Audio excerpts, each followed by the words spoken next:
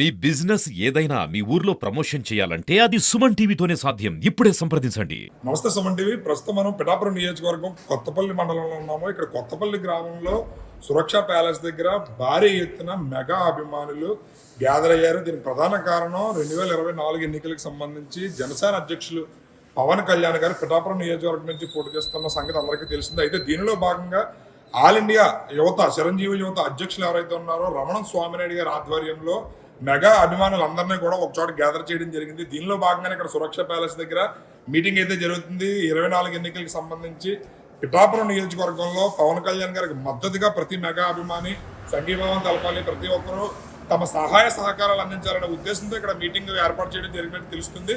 దీనిలో భాగంగా ఇక్కడ ఉన్నారు చిరంజీవి ఫ్యాన్స్ అసోసియేషన్ సంబంధించి సభ్యులు అయితే ఉన్నారు. మాగాపు దైవం గారు ఉన్నారు పిఠాపురం నియోజకవర్గానికి సంబంధించి. చెప్పండి దైవం గారు, ఏంటి ఈ మీటింగ్ ఉద్దేశం ఏంటి?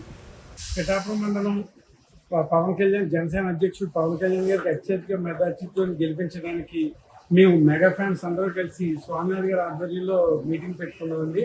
అంటే రాబోయే రోజుల్లో మా పథకాలు ప్లస్ వాటర్లో బయట ఎవరైతే ఉన్నారో వాళ్ళందరినీ మేము గ్యాదర్ చేసి తీసుకురావడానికి, మరియు నిన్న మీరు చూసుకుంటే శుక్రవారం నాడు 2 కోట్ల రూపాయలు గోల్డ్ దొరికింది.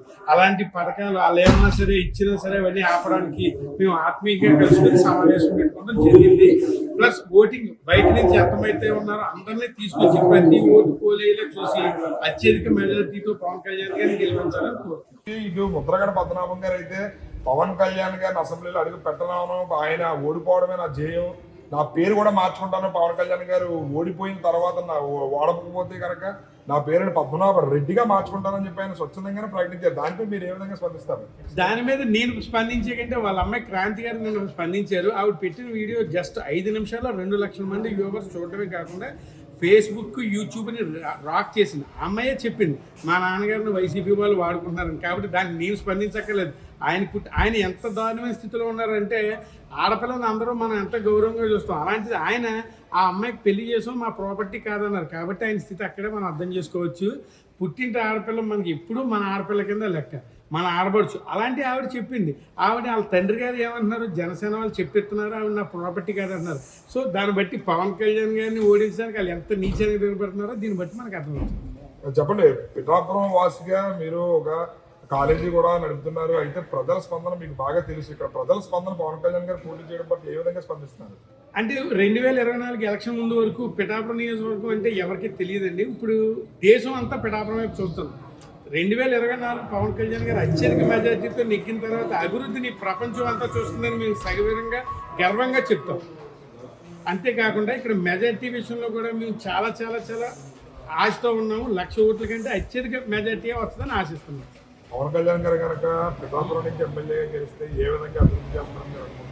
అభివృద్ధి గురించి ఆల్రెడీ తెలిసిపోయింది సార్. ఫస్ట్ టెంపుల్ సిటీ కింద మేము అనౌన్స్ చేసాం. అది కాకుండా యువతకి ఉద్యోగ అవకాశాలు అయితే మాత్రం కనీవిని లేని విధంగా ఉంటుందని మేము చాలా బాగా నమ్ముతున్నాము.